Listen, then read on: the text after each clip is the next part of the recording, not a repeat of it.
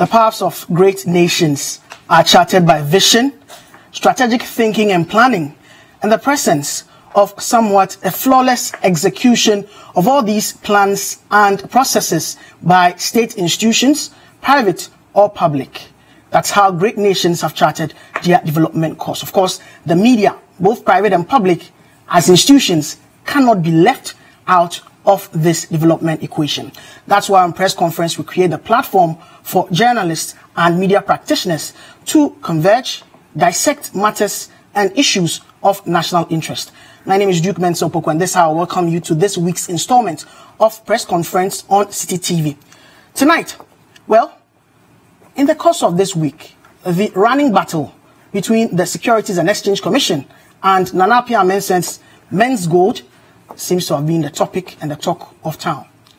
There are those who believe that there's a sinister force out there to destroy the business of this budding entrepreneur, and others who think that, well, as regulators, they have all the force of power in state to act just as they've done.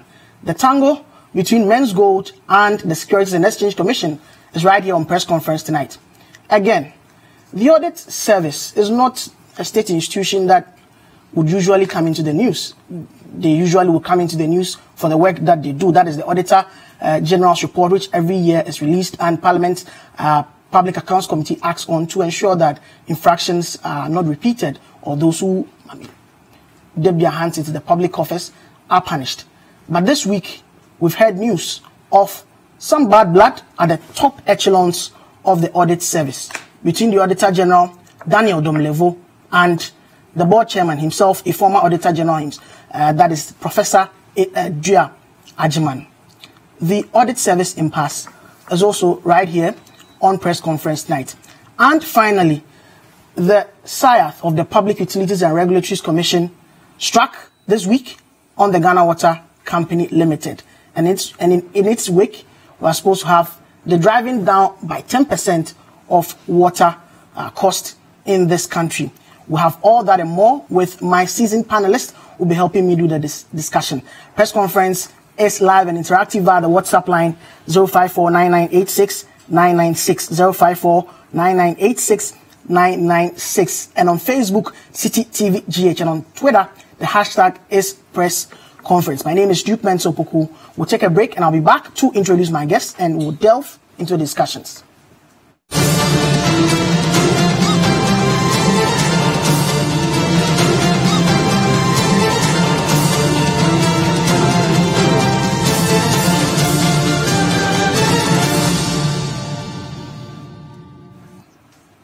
You're welcome back, and thanks for choosing Press Conference on City TV tonight. Joining me to do the discussion to my immediate left is Elorm Desewu. He's editor of the Economy Times. So welcome, Elorm. Thank you very much. Always good to see you. Now, next to him is Elvis Darko. Elvis Darko is editor of the Finder newspaper. You're welcome, Elvis. Thank you. And to my far left, making his second appearance in 2 weeks, Toma Imihere, editor-in-chief, Business Executive Magazine. You're welcome, Toma. And Economy Times as well. Thank you. Yes. So we would begin today's discussions with the issues surrounding MenzGold and the Securities and Exchange Commission. In the course of the week, there was a letter explicitly saying that MenzGold did not have the license to trade in some of the activities that they were doing, especially with regards to gold collectibles and investment thereof. So the Securities and Exchange Commission ordered that they should not continue with that aspect of their business. But there was a reaction in this report that we would see by Hansen Ajiman. Everything is captured in there. Let's watch this report. I'll be back to do the discussion in the studio.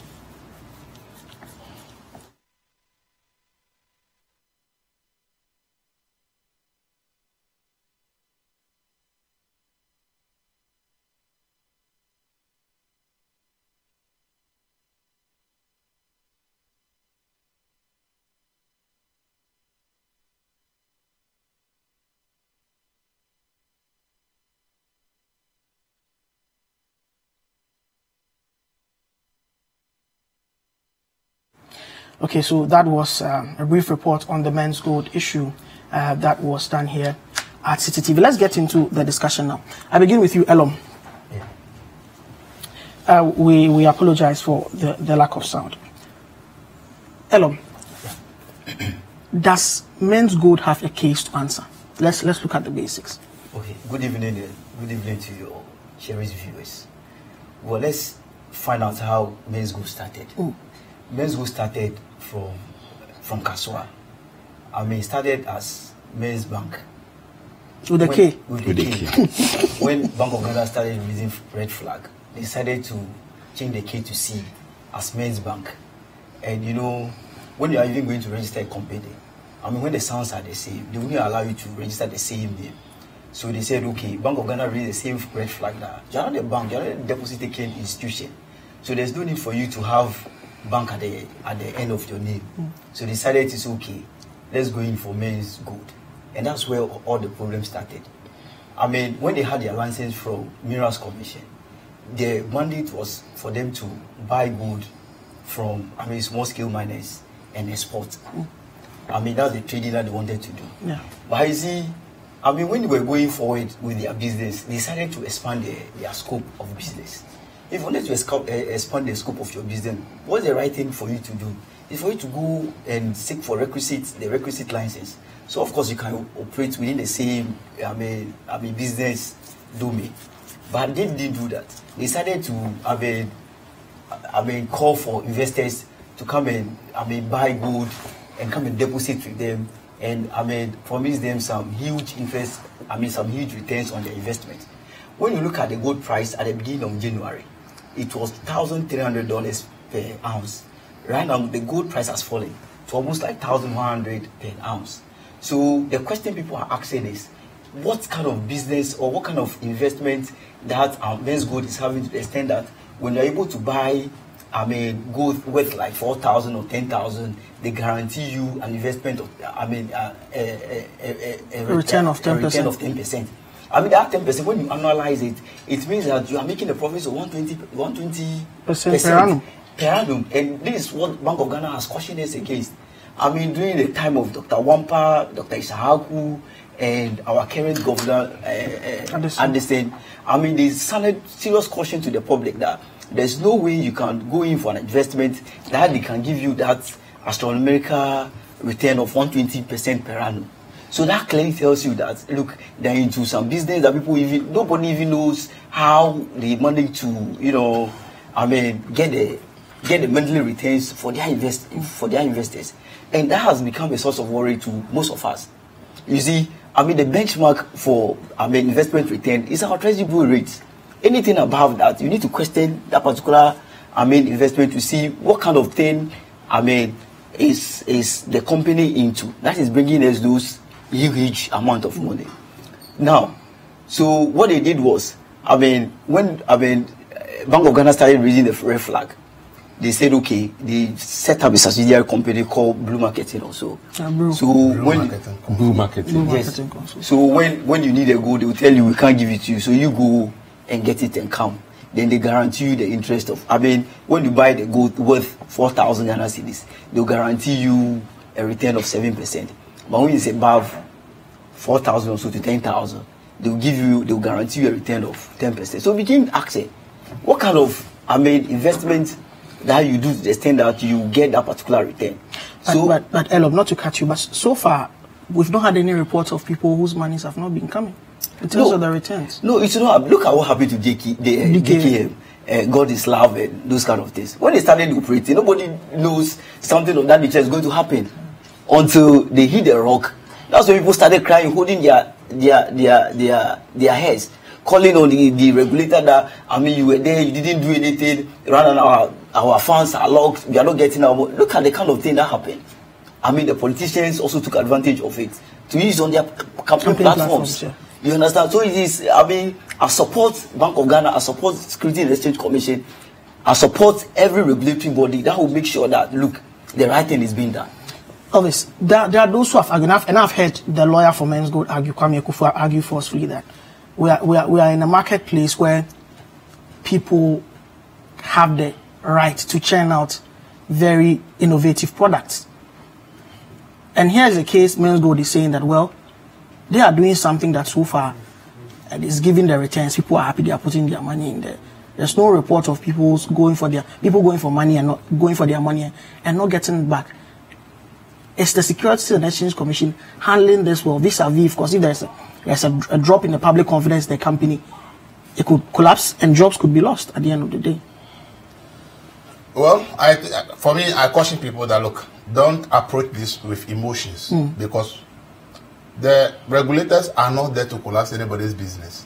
The regulators are there to protect you, the customer, you, the depositor. You are the one that the regulator is attempting to protect.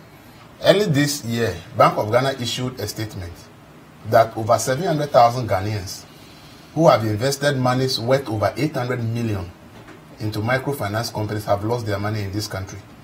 800 million. Microfinance, yes. that is regulated. That is it. 800 million Ghana cedis, over 700,000 Ghanaians. So when regulators are deciding that, look, we have to protect depositors, we have to protect people, we shouldn't see it as what? An attempt to collapse somebody's company. That is the first thing I want to say. The Securities and Exchange Commission has argued that by their act, they are supposed to regulate anything that is trading in commodities. Yes. And they've said that gold is a commodity. And you are giving people contracts and promising them a return. For the analysis, you are dealing into derivatives and securities issues. They believe that that also falls under their mandate, because it's clearly stated in their act that they are supposed to regulate some of these things. So they have looked at the business model, what MenzGold is doing. They say, look, based on these things, it clearly falls under our mandate to regulate you. And MenzGold argument says, no, we don't have a law that clearly governs derivatives and securities trading in this country, so we don't fall under you. I don't think that anybody who is investing his or her money should invest in a place that you can say that you don't know who regulates the institution. Because, you see, when you put your money in a place and there's no regulation, the possibility of losing it exists, and you must be very careful. And you see, investment will tell you that the higher the risk, the higher the return. But the higher the risk, the higher the chances of also failure of you losing your money. So people should not always focus on, oh, the higher the risk, the higher the return. Behind that is the higher the risk, the higher the chance of losing your money as well. So this issue, I don't want people to be emotional. People say today, we are not seeing that people go there for their money. They can't get it. But there's an element of risk in every investment. In every investment, you know. I am not saying, that's what I'm saying. What I'm saying is that the higher the risk, the higher the return. But the higher the risk, the higher the chance of failure is also there. So don't only focus on the higher the risk. Also understand that the higher the risk, the higher the failure also is there. So we are always, when people, as for every investment, there is risk, and the higher the risk, the higher the return. Your attention is always only the return. But then you are not looking at the failure. But the person, the investor who is in the business knows that the possibility of failure is very high because it's giving you higher returns. And this is what a lot of people don't focus on. And I must say that, I see, people have put their money in MenzGold to buy gold. Who determines what you are buying as a yellow metal is really gold? Which standard authority? I told people that I've read reports of the Minerals Commission which does not question the buying and selling of gold. They do. Listen, the one is for export. Yes. But when you are selling to the asking, I'm not doubting the quality. No, you see, I'm saying that before you buy what is gold, there must be a standard authority that certifies that this is gold and this is the actual purity of the gold. So you can have gold, but purity levels also differ. So you must understand. It could be any metal coated. I'm not alleged. I'm saying that if you are buying gold, you, the buyer, must make sure that what you are buying has been certified by a standard authority. As pure and gold. Determine the purity of the gold. Because the purity of the gold determines the price you pay. Yes, okay? And as Elorm has said, we all know that gold prices have not been up in the past few years. So if somebody says, I'm trading your gold and giving you money, you want to ask, what kind of trade is it? Is it that it's only selling the gold, or is betting your money in an investment, a very high-risk investment elsewhere, and it's making the return to pay you today? You may be enjoying it today, but if that high-risk investment that the person is betting on falls tomorrow, you are also down. So you, the investor yourself, too, should be interested in knowing what particular bet or investment is the person making in order to return that investment to you. But if you only focus on what you are getting and you are not focused on where is the money invested for me to get that, for the investor, if it tells you the kind of investment, you may not even give him his money.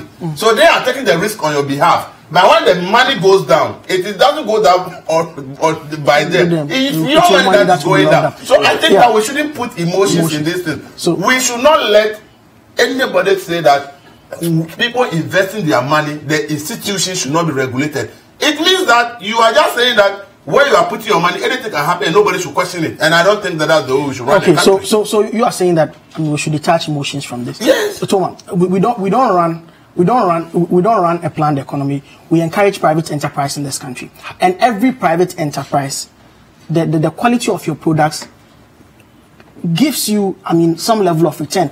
Are we not pushing this gentleman? Probably he has a brilliant business model. That, if we look at, can transform the economy. Is it not the instance that why doesn't he disclose it? Disclose it. He is claiming that him and his lawyers are claiming that businesses don't disclose trade secrets. No. But please, let's be very clear on this issue. In every financial jurisdiction, when a company takes investments from the public, they're required to let the public be aware of the level of risk they are taking, because as Elvis has pointed out, there's a correlation between risk and reward. Now what happens is this. That is why, for example, even a bank, even a just bank deposit, look at how comprehensive bank accounts now are, so that a depositor can have a good idea of how safe the bank is depositing his money. In the case of investments, and remember that MenzGold are claiming why they were able to evade Bank of Ghana regulation. They were claiming that what they were taking is investments, not deposits, whose why SEC was brought in. In the case of investments, just check how investments are regulated in this country and every other country. All right, they are regulated in such a way that the customer, the investing public, is fully aware of the level of risk. So take, for example, a fixed income collective investment scheme, mutual fund or unit trust fund. They have to disclose their portfolio. We're invested in this company, that company, that company. We're invested so percentage of our invested in 91-day treasury bills. So much you want to do take treasury bills. So much invested in corporate bonds, which are riskier and of higher return. And you so that you as a customer, you can sit down and calculate the amount of risk you are taking. When you have a situation where you are putting in money into something and you have no idea what the business model is, to me, it's madness. It's absolute madness. It is madness. Now, and when we talk about risk, remember that what MenzGold is doing is intrinsically much riskier than what any collective investment, what any mutual fund or unit trust fund in Ghana is doing. Let's be clear, because it's not just about the money; it's about the gold. So the 120% is a supernormal return. It is. I don't even know. I can't say whether it's supernormal. I don't know what they're investing in. Okay. So I can't even say whether it's supernormal. You understand? You can't even. What I'm saying is that you can't even assess it, which is why it should not be allowed to continue like this. The gold itself, has both Elorm and Elvis have pointed out. Look, once the dollar is rising in value, gold prices will decline. As long as the Federal Reserve Bank keeps increasing interest rates in America, the dollar will keep getting stronger, gold price will keep declining. So now you have an issue of the underlying value of the very thing you are trading in is declining in value. So the risk level becomes even higher than if you were just trading directly in money, in somebody making a cash deposit. The risk level is even higher. When I look at those yields, my issue is not even about whether it's supernormal. My issue is that whoever is making investment has the right to know the amount of risk he or she is taking on. And with what MenzGold is doing right now, that is not happening. And that's why I say the regulator should not allow that to happen. They should come up with their business model. It's as simple as that. And when you say trade secret, that is not acceptable. So let me tell you the big danger here. Let me tell you the very big danger here too. Let's even assume these guys are totally on the level. They have some really innovative and ingenious some out of the world plan, and they're actually making this money, and they can pay everybody back. Now, what if you allow them to continue under this lack of regulation framework. What stops you and I from now going to register a company and calling it Boys Gold and start doing exactly the same thing as a pyramid scheme? And because the president has been said that companies are allowed to take investments from the public without disclosing how the money is being invested. All right? And we use that president, we now collect the money, go to move and pick, buy lunch, buy dinner, have fun, keep on just pyramid. And simply because a regulatory or not lack of regulatory framework has been established. What stops anybody else now from doing the same thing with bad intention? So even I'm saying that even if MenzGold's intentions are perfectly altruistic, you are creating a situation where you are creating an opportunity for bad-minded people to take advantage and rip the public off. Now let's flip the script here, Elorm. Yeah. How will this end? How should this end?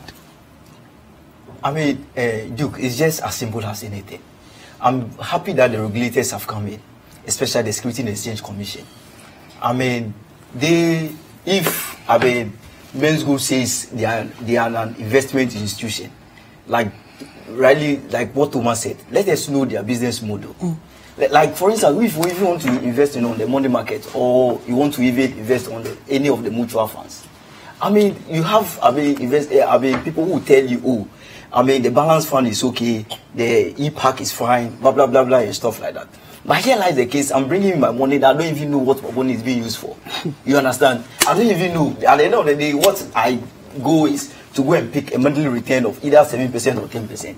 But you are not ready to tell me what to use my money for. How much is not money laundering? How much is not something illegal if you are refusing to tell me how you are using the money? So come on, I mean, it's madness. It's something we should describe as transparency, and it's going to happen. You understand? Like what happened in the banking sector. Let's. Yeah. I think we should wait for that to. I mean, for that to be regulated, or for the regulatory framework to be set in place properly. I mean, when SEC wrote than to jump the gun and say it's a policy scheme. When SEC wrote to MenzGold, what did they say?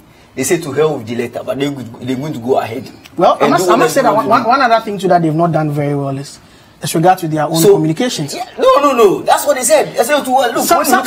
Some even say it's a certain manipulative strategy. Today you say I'm not sticking to it. The next day you say, well, I'm shut down my operations, blah blah blah. 6 days will resolve that. Resolve the issue and stuff like that. So let's wait for the 6 days. So there's a challenge, clearly. Nobody should call them a Ponzi scheme. Yes, that's the evidence that no point. Yes. We are just saying that's that. You see, that's what I'm trying to put across. You shouldn't call that yet. Once it involves people's money, there must be clear regulation. Minerals Commission need to regulate them if they want to buy gold from small scale miners. That is the purview of Minerals Commission. Yes. If people are really sure about the confusion about regulation, no. For Bank of Ghana, at that time, I think that they thought that people were taking deposit. Yes. Now it's established that this is how they do business. So Minerals Commission should make sure that if they are buying gold for small scale, Minerals Commission takes that responsibility. If they are part of their business is exporting of the gold, that one, before you export gold, PMMC must assay the gold and certify the purity and everything. PMMC will continue to do that. If they want to continue with the business where they give dividend, that one, the argument is that SEC says it is clearly under us. If they disagree, the law court are there. MenzGold has every right to go to court and say, I think SEC does not have the power to. Let's test the law, and at the end of the day, whatever the court says, we move in that direction. But even when they are being regulated by SEC, I think that we need a comprehensive regulation for the commodities market. And as a country, once we are talking about MenzGold, it's just a pointer that we need to come up with a very comprehensive regulation for the commodities market. I've asked people if trading of gold is that so lucrative. How about Newmont and Anglo Gold, who have been mining gold for the past 100 and something years? wouldn't they have taken advantage of these options and make all the money and say so it means that they are betting the money on some investment elsewhere. And they should disclose that. There should be some transparency. The investor need to know where the money is being invested. I'm giving you the money. So tell me what the investing public are only looking at the interest and the money they are making, and then they don't care where the money is being invested. I'll let you have the last word on this. Let me ask you a this. simple question. Do you think that this kind of thing could succeed in a developed economy? The fact is that they are taking advantage of financial. Well, they say they are in Spain, they are in UK, they are in Nigeria. But I will check the registration of the company and what they want. Don't argue that to oneself. People who sing in tree do European tours. Go and see who attends. It's the Ghanaians who understand tree who go. But no, what I'm trying to say is, what I'm simply trying to say is that every investor has a right to know the amount of risk he is taking. Some people might be happy with it because definitely for you to earn this kind of return, it's a high risk operation. Now maybe the guys have done their calculations and feel they can get away with it. Fine. Which means that it could be sustainable. Fine. As you said, we cannot at this stage say it's a pyramid scheme. But definitely it is a high risk thing. And I'm saying the investors have a right for the regulators to insist that they are told the amount of risk they are taking. I'm saying in developed countries this thing will not work because an investor will not involve himself in something he does not understand the risks involved. But the investors must understand that the regulators are there to protect them. So if investors are raising issues, the investing public who must have little or no idea about what they are the only interested in the dividend, they should know that the regulator is not going because he wants to deny them that opportunity of making dividend. The regulator rather is making sure that if the business model is one that is good, it's sustainable so that it can make more dividend. But if they find something to the contrary, then they correct it. So I think that, and we should also look at the fact that if the people are there and they are not giving us enough information, I think that the decision that shut it down was a little bit like strong. We can say, let's look at your books. Imagine what will have happened unless Bank of Ghana closed down TK 2 weeks before they started the 40. No, I know Bank of Ghana tried. I think we don't know. They actually froze their accounts. I think we have a consensus on the, across the table, that the opacity with which, or the opacity with which MenzGold operates is a source of worry. Questions about sustainability of the model with which they operate are being asked, and the investing public are being told to cooperate with the Securities and Exchange Commission as they look into the activities of MenzGold. We would go on a break and come back to continue with the other topics on the table. This is Press Conference. Don't go away.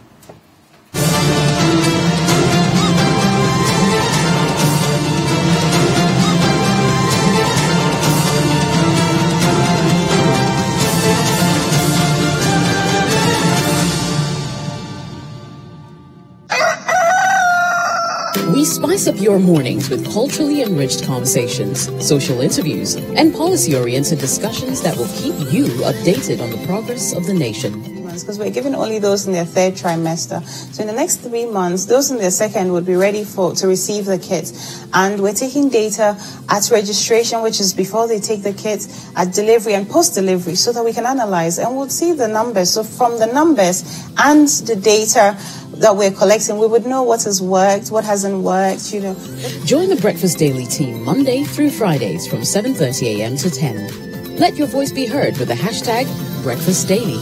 Join us for breakfast daily, only on City TV. Good evening, this is The Point of View. We're live on City TV. Tune in to The Point of View, Mondays and Wednesdays at 9 p.m. as Bernard Avlet takes the news further.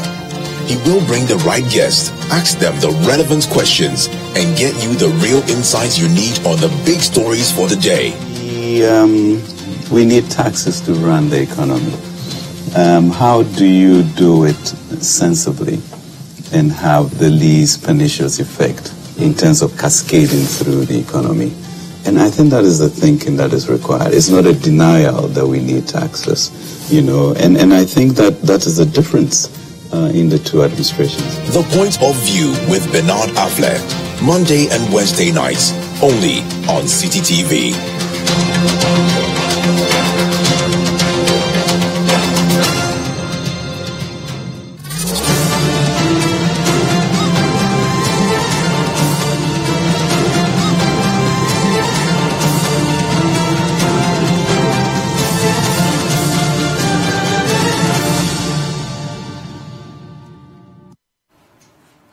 You're welcome back. This is Press Conference on City TV. My name is Duke Mensah Opoku. With me doing the discussions today is we have Elorm, Elvis, and Toma.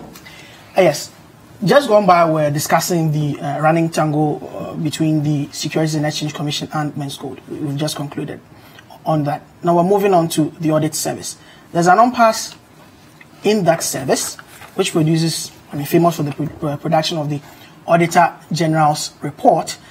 Now, the Auditor General himself, Mr. Daniel Domlevo, a couple of months ago wrote a letter to the President, actually a petition, citing a number of reasons, including interference in his duty, leakage of audit findings to some state institutions, the NHIS, for instance, and procurement infractions being perpetrated by the board chairman himself, Professor Gia Ajiman, who's a former Auditor General from 2001 to 2008. The board chairman has also responded, saying that, well, he thinks that the Auditor General does not want to subject himself to board supervision. The President has formed a committee to look into these operations. But this has brought up a lot of issues. Remember, we're already dealing with friction between management teams and their boards. The likes of Ghana cylinder manufacturing companies is fresh in our minds. Now let's take a look at this report, which captions the excerpts of the petition that was sent to the President. I'll be back to dissect the issues in the studio. Your Excellency, I took an oath before assuming the office of the Auditor General that I will bear true faith and allegiance to the Republic of Ghana. I will uphold, preserve, protect, and defend the Constitution of the Republic of Ghana, and that I will truly and faithfully perform the functions of my office without fear or favor, affection, or ill will. The chairman and his allies are clothing themselves with powers to direct and control me unconstitutionally, and this must stop. I have therefore served them with a notice that I will not obey any unlawful instructions from the board, including existing and new decisions that are inconsistent with the Constitution as stated supra. Your Excellency, in May 2018, I had asked my lawyers to go to court to stop the chairman and his allies from interfering with my constitutional independence. But upon reflection, I thought it wise to attempt settling it administratively. This is because I have no reason or whatsoever to believe that your administration is behind these infractions. And if I should file a suit against the chairman and his allies, it may be misconstrued to mean your administration is behind these infractions. This is why I deem it necessary to bring the issues to your attention, and I hope to hear from you before deciding what my next steps, if need be. So you had the excerpts of the man you saw throughout that clip, Daniel Domlevo, to the President. Now, this is probably one of the most active Auditor Generals we've seen. He is a rock star Auditor General, quote unquote, for the work that he's done over the. Since he assumed that office, and everybody seems to be commending him. And typical with the Ghanaian civil service, people think that he's being sabotaged. Right consent, or it's too early to say that. No, you see, well, okay. Mr. Domlevo, I do my heart for you for all the good work you have been doing for Mother Ghana. You see, this is a man that has decided to sacrifice his life to make sure the right things are done. You understand? So I don't see the reason why, people should start to put in some articles to start to question his work, which will lead to his impeachment. That's the process. That's what we are going to see. You understand? And some of us will start to go on demonstration in certain things. Look at what happened to the Electoral Commissioner, the Easy Charlotte said. It's the same thing. When you look at our Constitution, the President cannot just go ahead and say, I'm relieving you of your position. You understand? He has to go through some process. And in this instance, he is the one, he said he didn't want to go to court for people to think that he is taking on the President, believing that the President is against him. That's why he's written to him.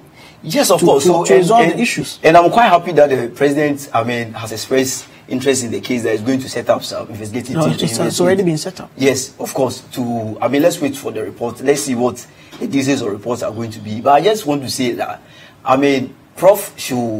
he is the board chairman. He should wait for reports from the Auditor General so that he can scrutinize and raise queries in the report that the Auditor General is going to give to him. he shouldn't be beginning to interfere into the man's constitutional mandate, which of course is going to bring some system of anarchy within the audit system.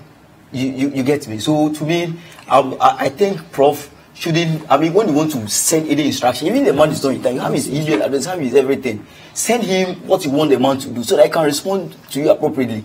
But you shouldn't go ahead and say you are directing the Deputy Attorney General to stop and audit that, I mean, the man has commissioned to be done. Because it's out of the country. It doesn't add up. And more so, I mean, some of it shouldn't be used for people's parochial interest.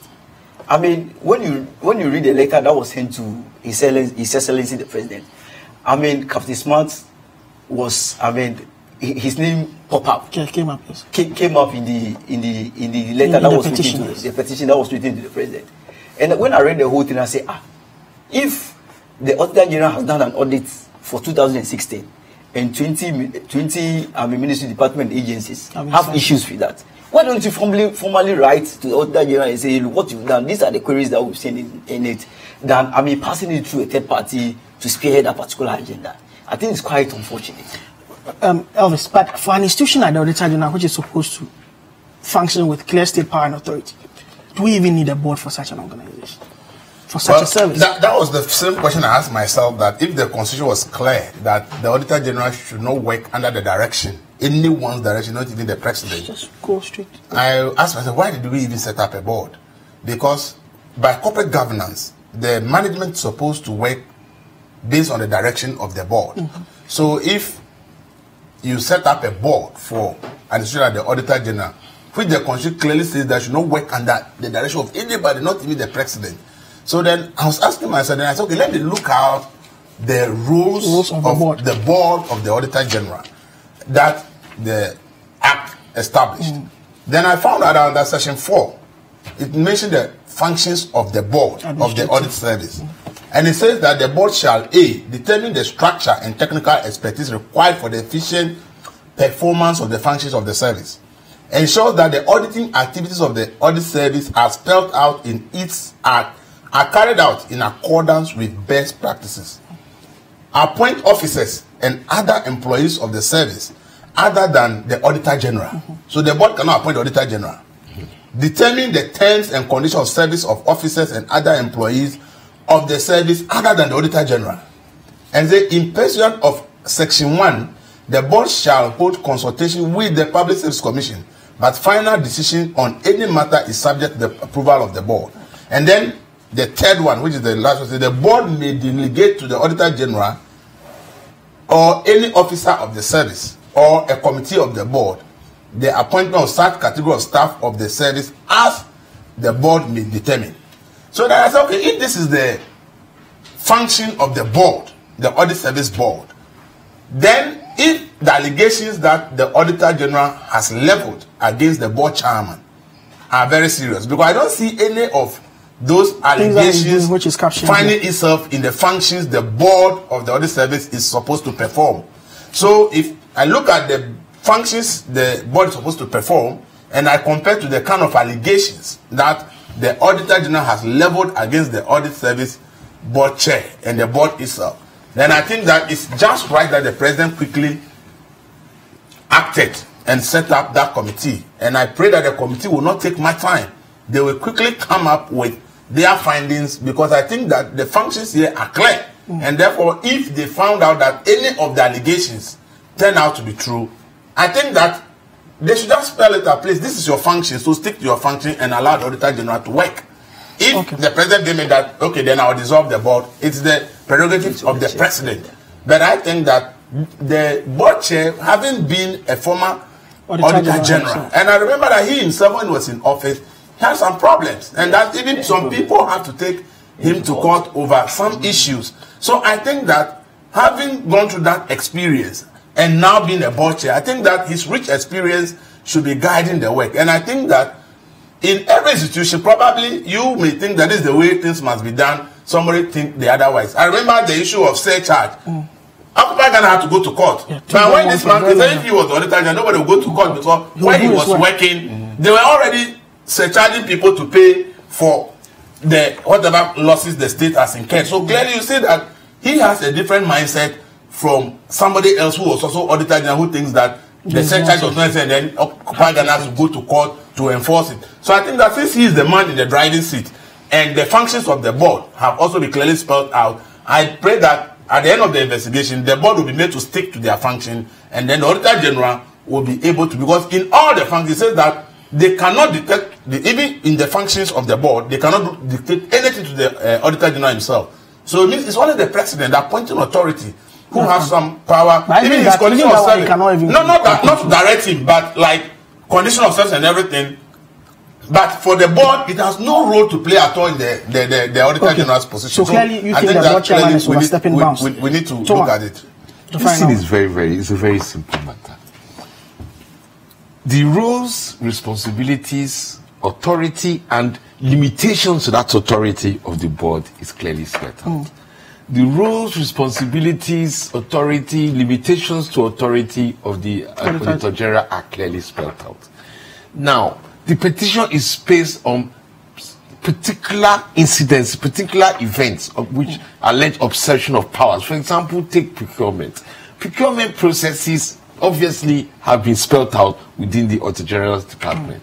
So all the committee now does is look at what has happened and compare it against whether the people who did those things had the authority to do them. And from there we'll find out who is wrong, who is right.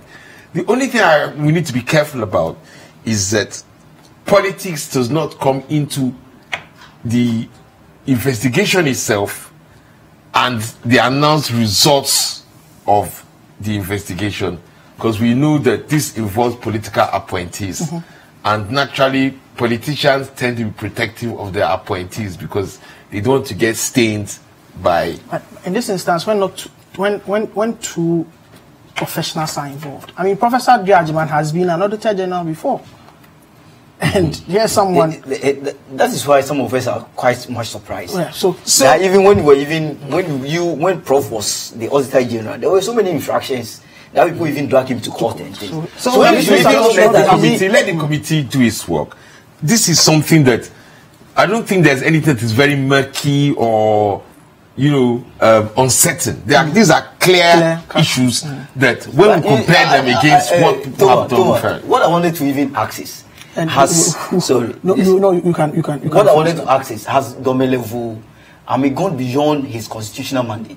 That's what we'll find out from the committee. Exactly. The committee will find you understand that? But look, let me put in some humor. Do you understand the meaning of Domelevu?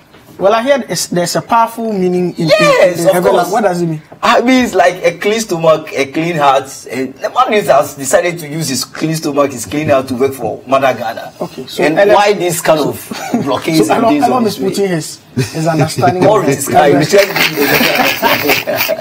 is putting his wonderful understanding of the Elbe language to our use. So Domelevu means clean heart or clean stomach. Yes. So yeah.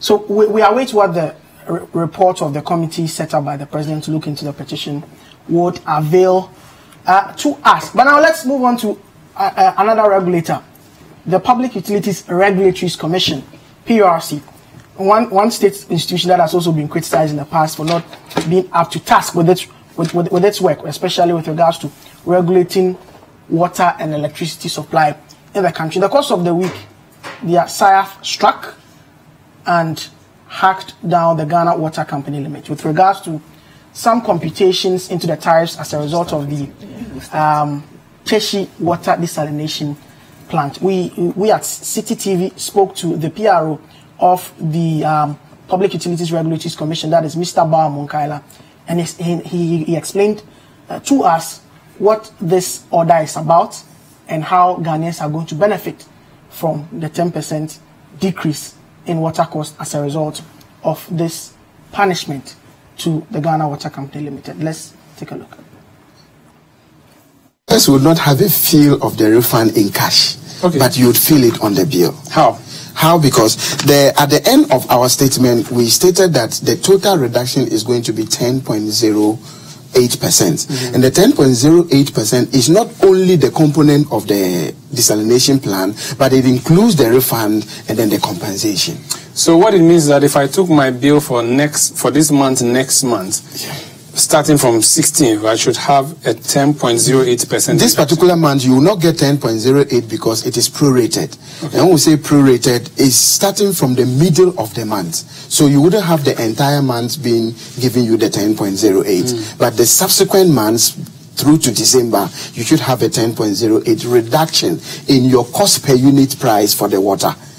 Why I am insisting on this is because most customers sometimes take the absolute value on your water bill and saying this is how much I was charged and this is how much I'm being charged now. But it depends on the consumption per a particular month that will determine how much you'll be charged. So I am basing it on the cost per unit.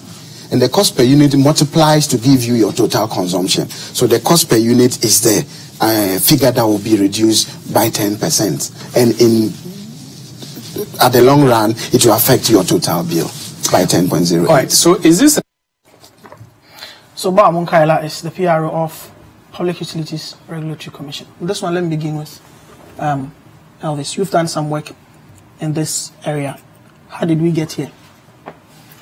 Well, as a consumer, I should be happy if I'm going to get a refund and some money back. I should be clapping for the regulator. So PRC has done well this time. But in this case, I don't think that it should be all happiness because the issue at stake is a very dicey one. We are talking about the role of the tertiary desalination plant. And the same PURC knew about these plants at the time it was being implemented. And today, it is clear that the project is not the best for the country. Why do I say this? We have a plant that produces water. And a cubic meter, GWCL has to buy it at a cost of 6.5 cedis per cubic meter. That's expensive. And by PURC approved tariff, GWCL is supposed to sell that water for 1.5 cedis, 1 cedi 50 pesos. Something they bought for 6 cedis 50 pesos. Now less. They are supposed to sell it at 1 cedi 50 pesos. Meaning that for every cubic meter of water that they buy, they are losing 5 Ghana cedis on it. So you ask yourself, how can GWCL continue with this business? Virtually, their revenue every month they collect in a month, they only use it to go and pay this company, and then they have nothing. In a month, they actually pay the company as much as what? 8 million Ghana cedis.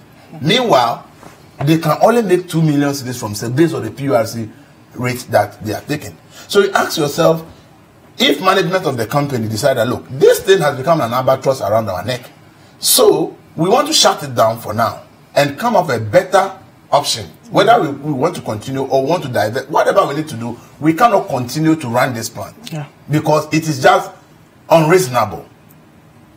I find it difficult that PURC is punishing GWCL based on the utilization of this plant. Because at the end of the day, if you look at it economically, it doesn't make any sense for me to go and buy the water. And it is a build, operate, and transfer project. And those who put this project have put in what you call capacity charge, which means that once the plant is capable of producing water, whether you buy the water or not, you must pay the company. So as it's even shut down now, GWCL has to be paying that company 1.4 million Ghana cedis every month. When it is not even for no work done.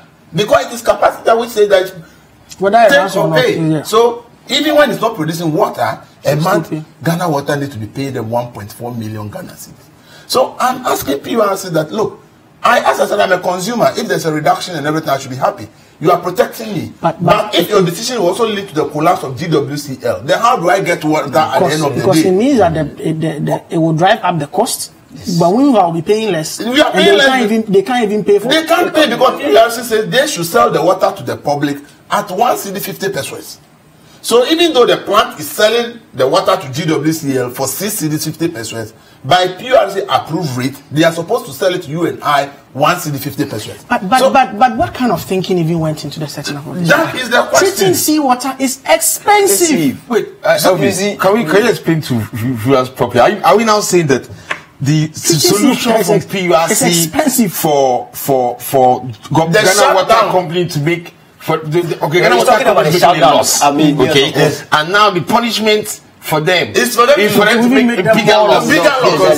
Bigger loss by returning money to the consumer. Because PRC will tell you that when they were determining the rate, they factored the cost of the plant, which is the desalination plant, into the tariffs that they calculated. But here is the case: you've not factored the fact that the company is buying the water at 60-50%. Here you are compelling GWCL to sell it to the Ghanaian public at 150% and make a loss of 5 cedis per every cubic meter of water that they buy from that plant. And then, but if you want to terminate, and remember this matter came into the public domain some time past. It means that if, I mean, the best way to get out of this would involve a judgment debt, obviously. Because you can pay them off. As we speak, I know that the current government has engaged a transactional advisor to look for a company that will come and buy out this company. There's a company from Spain which said that the byproduct from the tertiary, they can use it for something else. So they may be interested in buying the company. So then they have to give government money to buy out the FISA and they hand over the plant to that company. How far that has gone, I don't know. And that is why they decided, let's shut it down, because the cost. How can you be making 6 million Ghana cedis losses every month? By buying water, you can only make 2 million. Yet you are supposed to pay the person 8 million Ghana cedis. Which business will be able to survive? As I said, once you are protecting me, if tomorrow GWCL collapses, the water will not even come before you even protect me. So I believe that PURC as a regulator should take a keen interest in what happens. In what is happening to that plant. Okay. How best can we deal with the issue? Okay.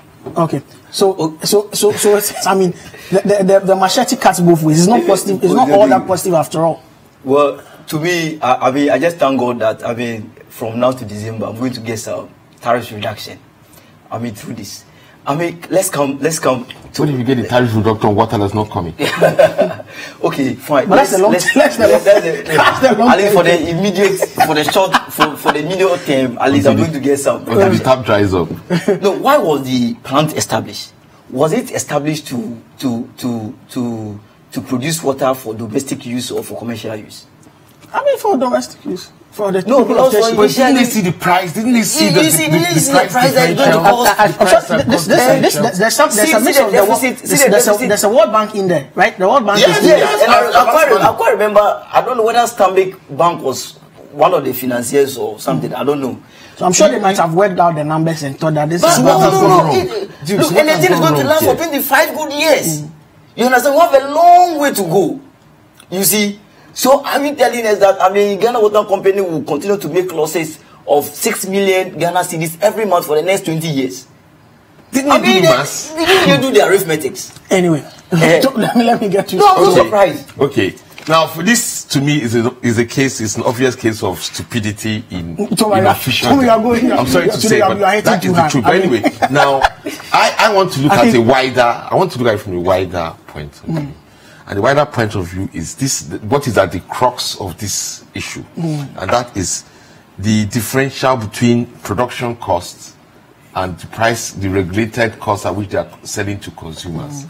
You see, I've always had a very serious issue about this water. Let me give you a very simple example. I live at South Labadi Estate. My landlady lives next door to me. All right. Now, the house after my landlady is the woman who sells food. South Labadi means that you are part of the pool benefit from this. Oh yes, I'm part of the. Okay. I'm part of the benefit. Yes, I've really been enjoying it, I must say. Okay. Now, the house after me doesn't have water from Ghana Water Company. First, I don't know why. My landlady sells water, which we buy the regulated price from this desalination plant, sells to the woman in the next yard. In fact, to all the people in the next yard. There are two commercial people. One is a washerwoman who washes clothes for people, and one sells food. And they are now buying that. I don't know how much my landlady sells to them, but definitely considerably higher than the regulated price. And what I don't understand is that here is a case of two Ghanaian households living next door to each other. All right, they are getting water from the same ultimate source, which is Ghana Water Company, and one is probably paying at least twice or 3 times as much as the other person next door. Doesn't it tell you there's something wrong with our water distribution system in this country? So why is it that somebody just next door to this one is buying at 2 or 3 times the price as of the next door neighbor? Meanwhile, the water is coming from the same source. And it's a public utility. It's a public utility. And these are all members of the public. You see, I really think that we really need to look at this, the entire pricing and distribution system of water that comes from Ghana Water Company, in order to find a middle level whereby probably at the end of the day you might have a situation where those of us buying regulated will pay more. But those of us those who are having to buy commercial rates from the people who get regulated price water will pay less. But there should be some level of equitability if it's all coming from the state-owned government water company. I think the whole pricing and distribution system is problematic. And you see, in this plan, I'm told, I've been working on this story for a long time. I'm told that the original plan, when people who were interested were pushing the thing to a level, the technocrats told them that this is not viable for sale to the domestic market. So the best place would have been to site the plant in Toma and then sell it at commercial rate for industry. It could at least break even. But whether it was political decision or whether somebody thought that Teshi was crying for water at the time. So let's set the plant to Teshi, forgetting that it is not commercially sustainable. Today, GWCL in the Toma buys at the price that you and I may buy it and sell it to the ships and all companies in Toma Harbor at a higher commercial price and makes interest once Ghana Water is not making that interest. So we should have looked at that. We should have looked at So if they had listened to the technocrats at the time, even if the plant had to be built, it would have been making profit because they would have been selling this water to people who can pay commercial entities at commercial price, and the plant would have been sustainable. Why will you sell it to Teshi when you are going to sell it to domestic consumer? Well, you know it can't pay for it. That is it. I don't know if Toma will blame me, but the people of Teshi, I mean, City FM has also been following this Teshi desalination, City FM and City TV. In fact, we've had instances where the people complain about even the fact that you can't use the water to wash the way it is. It's very hard. And all that because of, I mean, the technology that is being used. The fact that you are using it. Well, you can't drink it, of course, but you can use it to wash and other things. Okay. Flush your toilet. Last word, Elorm. No, I think, I mean, I don't know what to say. I'm just asking myself whether they didn't even do any feasibility study before the plant was even cited. Probably the normal conflict, between the politicians and then the technical, because I know for a World Bank project which got World Bank funding, yes, of course, they would have worked the numbers, obviously. Yes, of course. So then why we make in the domestic market when we know that the not making good returns on it? Pay for Duke, exactly. No way that the World Bank will have signed off on something that will be giving Ghana Water Company a loss of 5. Yes, and as you were asking, why do we go to treat seawater when we have abundance of fresh water? Look at so many water bodies that we are having. You understand the point? Why don't you treat them and supply? So it is just and it's very expensive to even turn the seawater into, I mean, even and that is the cost. To be able to use domestic. That is the cost. That's why it's so expensive. Because the cost of treating it for it to be usable is high. It's not that the people are overcharging us, but the point is that the cost of turning the seawater into what you can use to allow the technocrats to work so that we can transport. And since the politicians tend to be untruthful, please, I think you should appeal to the World Bank to give us the truth about what really happened here. Because the politicians will lie. Because this thing, if we don't take care, we are not careful. It's going to collapse Ghana Water. Because this is a 25 years project. And every month we are supposed to be paying the company $1.3 million. Whether we change to see this or not, it's $1.3 million. To reduce the cost by 10.08%. Let me quickly do some messages here. But of course, the consensus around the table with regards to this is that there needs to be much more information. Ghana Water and PURC need to fashion out a much more sustainable way of ensuring that this nation water project does not collapse. The World Bank also need to speak up about the viability of a project that they also committed themselves to, details and all of that. Now, this one from Spiky says, Article 189 of the 1992 Constitution provides for a board of the Auditor General. That's by way of information. Larry Dogbe says, how many institutions at all are to regulate what MenzGold does? We have many more messages, but we would end here. Thank you to my guest, Elorm Desewu, Economy Times, Elvis Darko Finder, Toma Imihere, Business Executive Magazine, and Economy Times. That's how we draw down the curtain on tonight's show. My name is Duke Mensah Opoku. See you same time next week. Good night.